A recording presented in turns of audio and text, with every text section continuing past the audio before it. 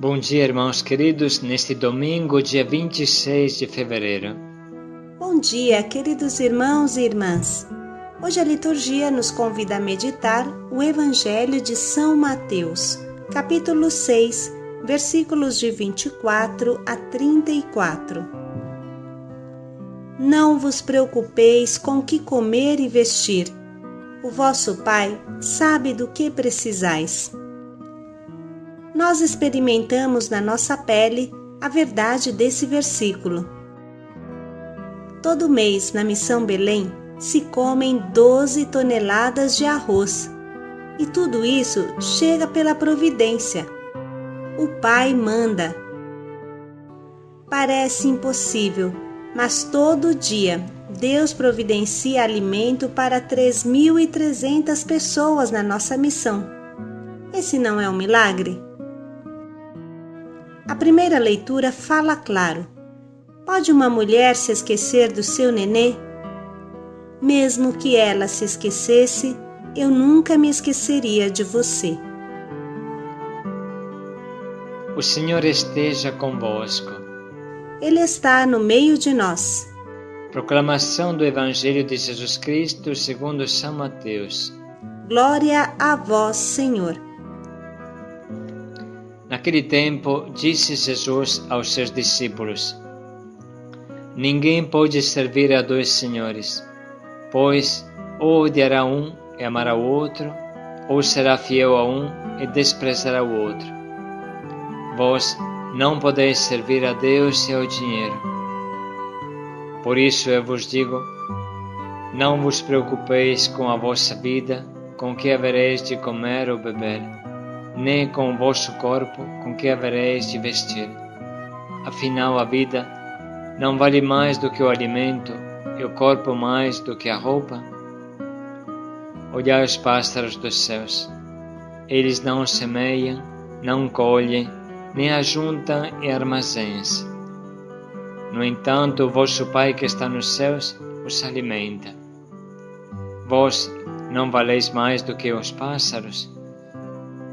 Quem de vós pode prolongar a duração da própria vida só pelo fato de se preocupar com isso? E por que ficais preocupados com a roupa? Olhai como crescem os lírios do campo. Eles não trabalham nem fiam. Porém, eu vos digo, nem o rei Salomão, em toda a sua glória, jamais se vestiu como um deles. Ora, se Deus veste assim a erva do campo, que hoje existe e amanhã é queimada no forno, não fará Ele muito mais por vós, gente de pouca fé? Portanto, não vos preocupeis dizendo o que vamos comer, o que vamos beber, como vamos vestir. Os pagãos é que procuram estas coisas. Vosso Pai que está nos céus sabe que precisais de tudo isso. Pelo contrário, buscai em primeiro lugar o reino de Deus e a sua justiça, e todas estas coisas vos serão dadas por acréscimo. Portanto, não vos preocupeis com o dia de amanhã, pois o dia de amanhã terá suas preocupações. Para cada dia bastam seus próprios problemas. Palavra da salvação. Glória a vós, Senhor. Irmãos, Deus nos quer ocupados, mas não preocupados. Ou seja, Deus criou o homem para ser seu colaborador na tarefa de ordenar e cultivar o mundo. Deus quis o homem ao seu lado para manter o paraíso terrestre, como lemos em Gênesis 2, versículo 15. O Senhor Deus tomou o homem e o colocou no jardim do Éden para o cultivar e o guardar. Deus não criou o homem para ser um à toa, um preguiçoso, uma larva, não. Deus criou o homem e confiou a ele o progresso do mundo, a ordem do mundo. Confiou a capacidade do homem ordenar, cultivar e guardar o mundo. No paraíso terrestre, o trabalho não era nem fadiga nem angústia. Era simplesmente como o trabalho de Deus criando o universo. uma alegria, uma paixão. Quase como uma criança quando brinca. Ela trabalha do jeito dela, mas sem tédio e sem má vontade. Portanto, o que o pecado fez? Transformou o trabalho em fadiga. A terra fechou a cara para o homem. Como está escrito em Gênesis: maldito será o solo por tua causa. Com sofrimento tirarás dele o alimento todos os dias de tua vida. Ele produzirá para ti espinhos e ervas daninhas, e tu comerás das ervas do campo. Comerás o pão com o suor do teu rosto, até voltares ao solo, do qual foste tirado, porque tu és pó, e ao pó hás de voltar. Depois do pecado veio o suor do rosto, veio a revolta da natureza contra o homem e, consequentemente, a angústia, a nossa angústia.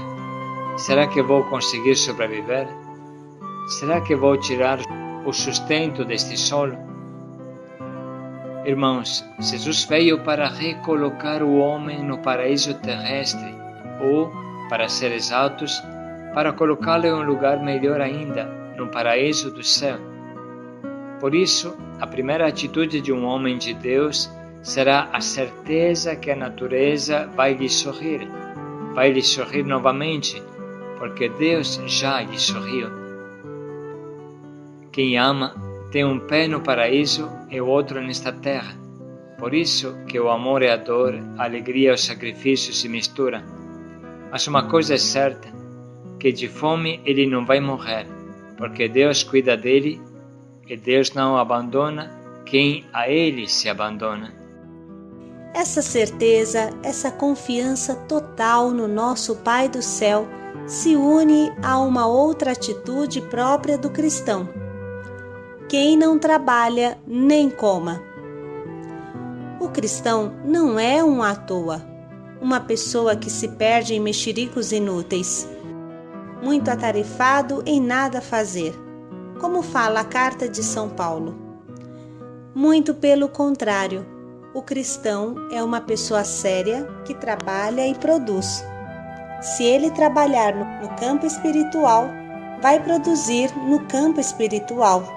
Se trabalhar no campo material, vai produzir frutos materiais. A confiança absoluta na providência está bem longe da preguiça e vai de mão dada com o empenho sério e o trabalho comprometido. É muito simples para entender.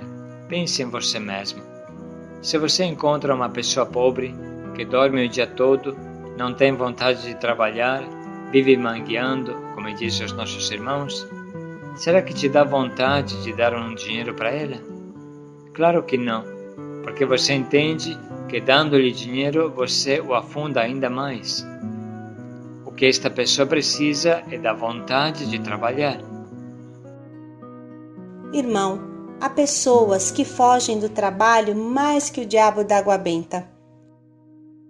Esse tipo de cristãos preguiçosos nunca experimentarão a ajuda de Deus. Arregace as mangas e a providência de Deus virá ao seu encontro. Esse trecho não é a apoteose da preguiça, mas ele se conclui mostrando o trabalho mais necessário ao ser humano. Procurar o reino de Deus e a sua justiça, a sua realização no meio de nós, e todo o restante será dado em acréscimo. Você entende que Deus te pede, em primeiro lugar, um trabalho intensíssimo para instaurar o seu reino? E o reino de Deus não vem ficando de braços cruzados. Vamos, portanto, irmãos, agora escutar novamente esta palavra tão importante para todos nós. Naquele tempo, disse Jesus aos seus discípulos: ninguém pode servir a dois senhores, pois ou odiará um e amará o outro, ou será fiel a um e desprezará o outro. Vós não podeis servir a Deus e ao dinheiro. Por isso eu vos digo, não vos preocupeis com a vossa vida, com o que havereis de comer ou beber, nem com o vosso corpo, com o que havereis de vestir. Afinal, a vida não vale mais do que o alimento, e o corpo mais do que a roupa? Olhai os pássaros dos céus. Eles não semeiam, não colhem, nem ajuntam em armazéns. No entanto, o vosso Pai que está nos céus os alimenta. Vós não valeis mais do que os pássaros? Quem de vós pode prolongar a duração da própria vida só pelo fato de se preocupar com isso? E por que ficais preocupados com a roupa? Olhai como crescem os lírios do campo. Eles não trabalham nem fiam. Porém, eu vos digo, nem o rei Salomão, em toda a sua glória, jamais se vestiu como um deles. Ora, se Deus veste assim a erva do campo, que hoje existe e amanhã é queimada no forno, não fará Ele muito mais por vós, gente de pouca fé? Portanto, não vos preocupeis dizendo o que vamos comer, o que vamos beber, como vamos vestir. Os pagãos é que procuram estas coisas. Vosso Pai que está nos céus sabe que precisais de tudo isso. Pelo contrário, buscai em primeiro lugar o reino de Deus e a sua justiça, e todas estas coisas vos serão dadas por acréscimo. Portanto, não vos preocupeis com o dia de amanhã, pois o dia de amanhã terá suas preocupações. Para cada dia bastam seus próprios problemas.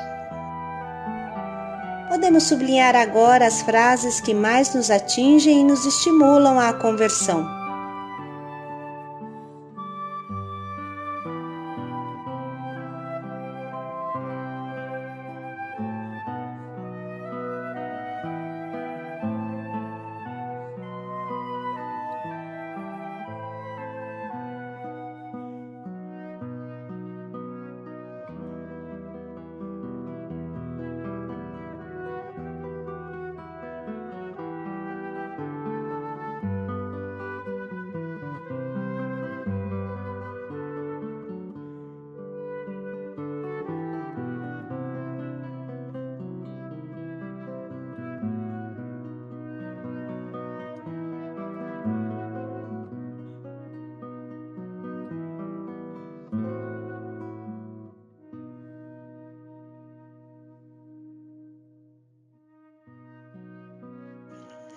Estamos prontos nesse momento para escolher o nosso propósito.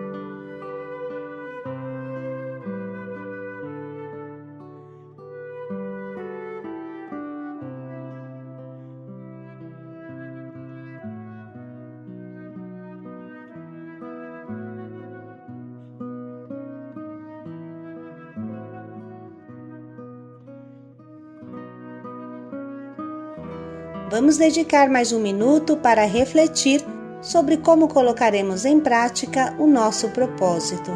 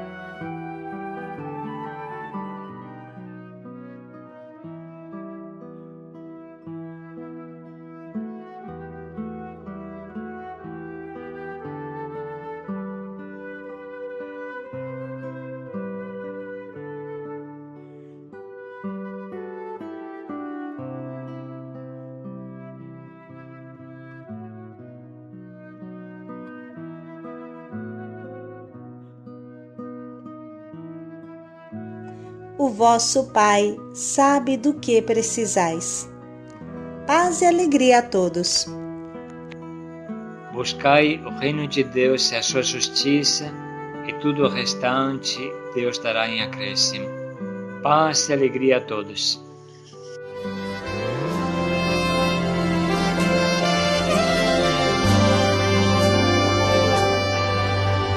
Deus cuida de mim, mesmo que eu não veja, mesmo que eu não perceba. Deus cuida de nós, não há o que temer e nem desanimar. Deus está comigo, porque Ele me ama. Deus está contigo,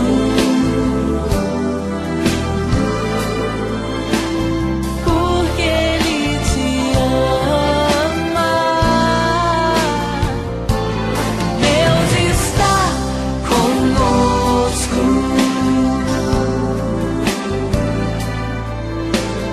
Ele tem cuidado de nós.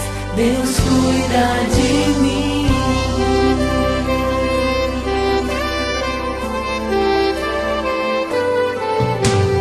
Deus cuida de mim,